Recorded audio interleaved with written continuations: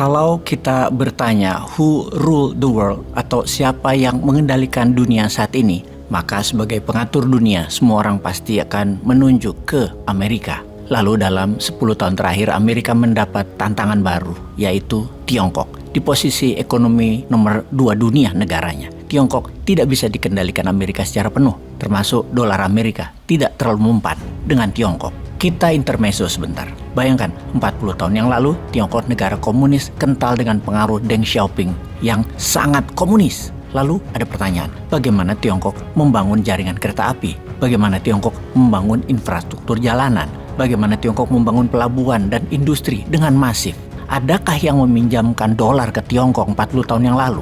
Atau adakah waktu itu Tiongkok membangun pakai surplus perdagangan? Apakah Tiongkok begitu kaya 40 tahun yang lalu itu? GDP 40 tahun yang lalu Tiongkok sekitar tahun 1980-an hanya $200 per kapita. Bandingkan dengan Indonesia di tahun 1980-an adalah $490 per kapita. Alias penduduk Indonesia masih lebih kaya 2,5 kali lipat dari Tiongkok. Karena Tiongkok tidak mau ikut IMF, Tiongkok berani printing money, berani untuk membuat hingga membangun, sehingga sekarang GDP per kapita Tiongkok adalah $14.000 atau 3,5 kali warga Tiongkok itu lebih kaya dari warga Indonesia yang secara per kapita, atau 20 kali asetnya lebih kaya Tiongkok dari Indonesia yang hanya senilai 1,1 triliun, Tiongkok 20 triliun dolar. Intinya, tetaplah bertahan dengan ilmu barat, wahai pejabat, dan tetaplah bersandar ke dolar Amerika dan ilmu ekonomi Amerika.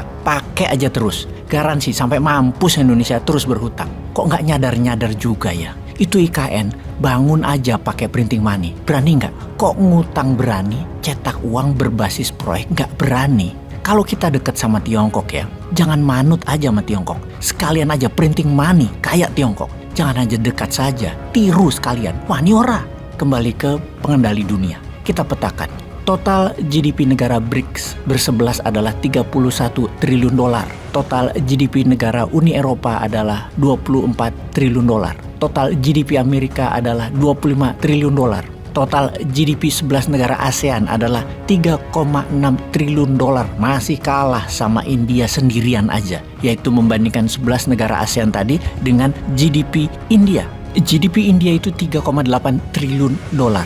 Total minyak bumi yang dihasilkan oleh BRICS dengan anggota barunya adalah 55% minyak dunia. Jadi apakah BRICS baru jadi kekuatan dunia baru? Akankah punya PBB baru? Akankah punya IMF baru dan World Bank baru? Tidak pakai dolar tapi yuan. Akankah nanti akan begitu? Sekarang kita ke korporasi. Siapakah perusahaan terkaya dan terkuat di dunia? Apakah Apple? Apakah Tesla? Apakah Meta, Facebook? Apakah Amazon? Sebenarnya perusahaan-perusahaan tersebut hanya ukurannya semut bagi dua perusahaan besar ini. Perusahaan besar itu adalah Vanguard dan BlackRock. Vanguard dan BlackRock adalah perusahaan investment fund terbesar dan terkuat di dunia. Kalau boleh dikatakan, mereka lah Wagnernya dunia korporasi, ujung tombak soft powernya Amerika. Total aset manajemen yang dikelola mereka nilainya adalah 15 triliun dolar atau 5 kali GDP-nya Perancis, atau 70% GDP-nya Tiongkok, atau 15 kali GDP-nya Indonesia. Lalu bagaimana dua perusahaan besar tersebut mengendalikan dunia? Sangat sederhana caranya. Vanguard dan BlackRock memiliki semua saham perusahaan besar dunia. Vanguard dan BlackRock adalah pemegang saham besar di Google, Apple, Amazon, Facebook, juga Microsoft, dan banyak lagi perusahaan besar dunia, perminyakan, farmasi, bioengineering, high-tech, dan lain sebagainya. Jadi, setiap kita atau Anda melakukan sesuatu seperti pembelian atau memakai platform melalui berbagai macam perusahaan itu, Vanguard dan BlackRock semakin kaya. Kita nonton Netflix, Vanguard semakin kaya. Kalian menggunakan Instagram, BlackRock semakin kaya. Kalian membeli iPhone, kalian membuat Vanguard semakin kaya. Yang parah lagi, kalau kalian membuat Vanguard semakin kaya, maka BlackRock menjadi semakin kaya juga. Mengapa? Karena keduanya memiliki saham paling besar di masing-masing perusahaan. Di dalam Vanguard ada BlackRock, di dalam BlackRock ada Vanguard. Jadi, strategi pemerintah Amerika adalah menguatkan swasta dengan didukung negara di dalam hal pencaplokan ekonomi. Jauh lebih canggih dari apa pemerintah Tiongkok lakukan. Sekali lagi, Vanguard dan BlackRock adalah Wagner di dunia korporasi, sehingga langkah mereka lebih bisa abu-abu, lebih bisa melakukan penyangkalan resmi yang masuk akal. Namun tujuannya satu, menyatukan semua sistem dalam satu wadah perputaran ekosistem keuangan yang memperbudak dunia Utamanya untuk membuat ekosistem dolar agar dunia tetap bergantung ke Amerika.